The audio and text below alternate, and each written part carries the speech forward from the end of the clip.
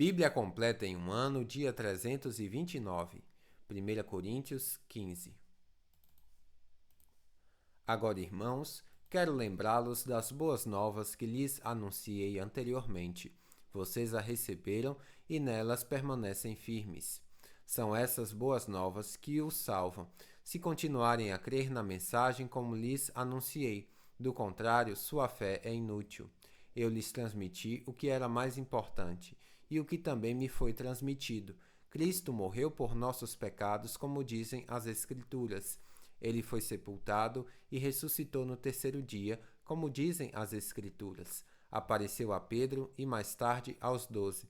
Depois disso, apareceu a mais de 500 irmãos de uma só vez, a maioria dos quais ainda está viva, embora alguns já tenham adormecido. Mais tarde, apareceu a Tiago e posteriormente a todos os apóstolos.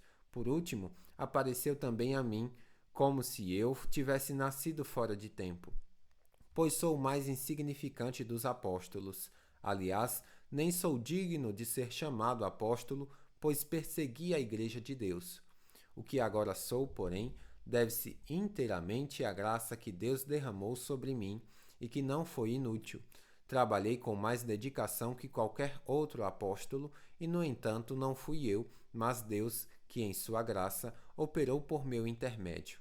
Logo, não faz diferença se eu prego ou se eles pregam, pois todos nós anunciamos a mesma mensagem na qual vocês já creram. Pois bem, se proclamamos que Cristo ressuscitou dos mortos, por que alguns de vocês afirmam não haver ressurreição dos mortos? Pois se não existe ressurreição dos mortos, Cristo não ressuscitou. E se Cristo não ressuscitou, nossa pregação é inútil e a fé que vocês têm também é inútil. Então estamos todos mentindo a respeito de Deus? Pois afirmamos que ele ressuscitou a Cristo. Mas, se não existe ressurreição dos mortos, isso não pode ser verdade. E se não existe ressurreição dos mortos, então Cristo também não ressuscitou. E se Cristo não ressuscitou, a fé que vocês têm é inútil e vocês ainda estão em seus pecados. Nesse caso, todos que adormeceram crendo em Cristo estão perdidos. Se nossa esperança em Cristo vale apenas para esta vida, somos os mais dignos de pena em todo o mundo. Mas Cristo de fato ressuscitou dos mortos. Ele é o primeiro fruto da colheita de todos que adormeceram. Uma vez que a morte entrou no mundo por meio de um único homem, agora a ressurreição dos mortos começou por meio de um só homem. Assim como todos morremos em Adão, todos que são de Cristo receberão nova vida. Mas essa ressurreição tem uma sequência. Cristo ressuscitou como o primeiro fruto da colheita, e depois todos que são de Cristo ressuscitarão quando ele voltar. Então virá o fim, quando ele entregará o reino a Deus, o Pai, depois de ter destruído todos os governantes e autoridades e todo o poder.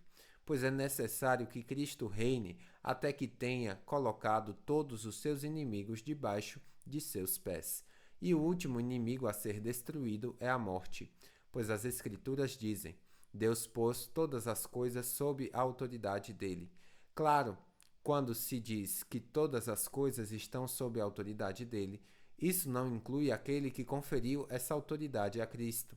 Então, quando todas as coisas estiverem sob a autoridade do Filho, ele se colocará sob a autoridade de Deus, para que Deus, que deu a seu Filho autoridade sobre todas as coisas, seja absolutamente supremo sobre todas as coisas em toda parte. E o que dizer dos que se batizam em favor dos mortos? Se os mortos não ressuscitam, como dizem eles, porque se batizam em favor dos que já morreram? E nós, por que arriscamos a vida o tempo todo?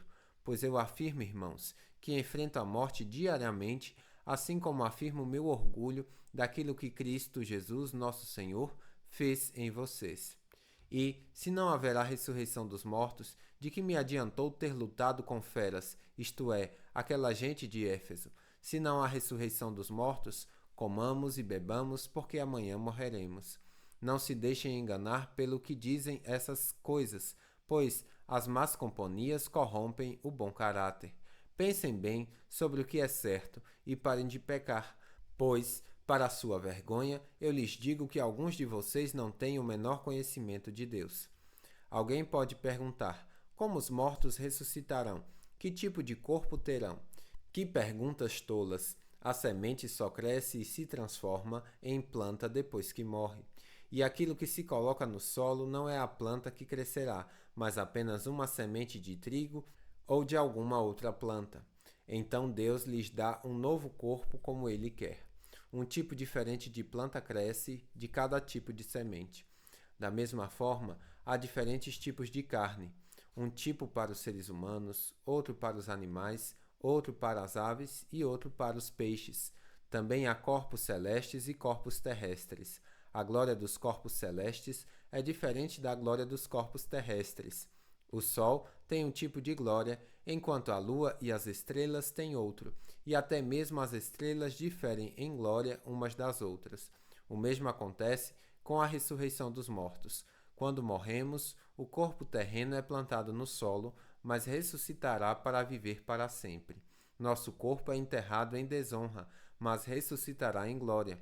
É enterrado em fraqueza, mas ressuscitará em força. É enterrado como corpo natural, mas ressuscitará como corpo espiritual. Pois assim como há corpos naturais, também há corpos espirituais. As Escrituras nos dizem: o primeiro homem, Adão, se tornou ser vivo, mas o último Adão é espírito que dá vida. Primeiro vem o corpo natural, depois o corpo espiritual. O primeiro homem foi feito do pó da terra, enquanto o segundo homem veio do céu. Os que são da terra são como o homem terreno, e os que são do céu são como o homem celestial. Da mesma forma que agora somos como o homem terreno, algum dia seremos como o homem celestial. Estou dizendo, irmãos, que nosso corpo físico não pode herdar o reino de Deus. Este corpo mortal não pode herdar aquilo que durará para sempre. Mas eu lhes revelarei um segredo maravilhoso. Nem todos dormiremos, mas todos seremos transformados. Acontecerá num instante, num piscar de olhos, ao som da última trombeta, pois quando a última trombeta soar, aqueles que morreram ressuscitarão, a fim de viver para sempre, e nós que estivermos vivos também seremos transformados. Pois nosso corpo mortal precisa ser transformado em corpo imortal. Então, quando nosso corpo mortal tiver sido transformado em corpo imortal, se cumprirá a passagem das Escrituras que diz: a morte foi engolida na vitória. Ó morte, onde está a sua vitória? Ó morte, onde está seu aguilhão? O pecado é o aguilhão da morte que nos fere, e a lei é o que torna o pecado mais forte. Mas, graças a Deus que nos dá vitória sobre o pecado e sobre a morte por meio de nosso Senhor Jesus Cristo. Portanto, meus amados irmãos, sejam fortes e firmes.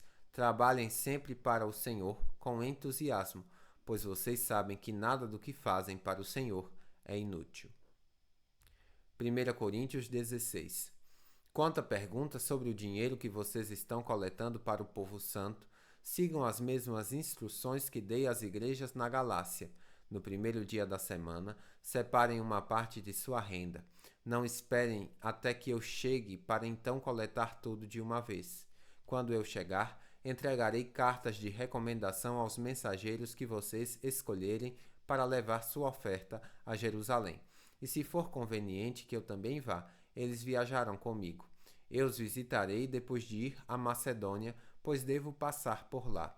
Talvez permaneça um tempo com vocês, quem sabe todo o inverno. Depois, vocês poderão me encaminhar para meu próximo destino. Desta vez não quero visitá-los apenas de passagem, quero ficar algum tempo, se o Senhor o permitir. Por enquanto, permanecerei em Éfeso até a festa de Pentecostes. Há uma porta inteiramente aberta para realizar um grande trabalho aqui, ainda que muitos se oponham a mim. Quando Timóteo chegar, não deve se sentir intimidado por vocês. Ele está realizando a obra do Senhor, assim como eu. Não deixem que ninguém o trate com desprezo. Enviem-no de volta para mim com sua bênção. Espere que ele venha junto com os demais irmãos. Quanto a nosso irmão Apolo, insisti que ele os visitasse com os outros irmãos, mas ele não está disposto a ir agora. Ele o fará mais tarde quando tiver oportunidade. Estejam vigilantes, permaneçam firmes na fé. Sejam corajosos, sejam fortes, façam tudo com amor. Vocês sabem que Estéfanas e sua família foram os primeiros convertidos na Acaia e têm dedicado a vida ao serviço do povo de Deus. Peço, irmãos, que se sujeitem a eles e aos outros que, como eles, servem com tanta devoção. Estou muito contente com a vinda de Estéfanas, Fortunato e Acaico. Eles proveram a ajuda que vocês, por não entrarem aqui, não puderam me dar. Eles têm sido um grande estímulo para mim, como foram para vocês. Valorizem todos que servem tão bem. As igrejas aqui, na província da Ásia, enviam saudações no Senhor. Também os saúdam Áquila e Priscila, e todos da igreja que se reúnem na casa deles. Todos os irmãos daqui lhes enviam saudações. Saudem uns aos outros com um beijo santo. Esta é minha saudação de próprio punho. Paulo. Se alguém não ama o Senhor, essa pessoa é maldita. Vem nosso Senhor. Que a graça do Senhor Jesus esteja com vocês. Envio meu amor a todos vocês em Cristo Jesus. Bíblia completa em um ano, final do dia 329.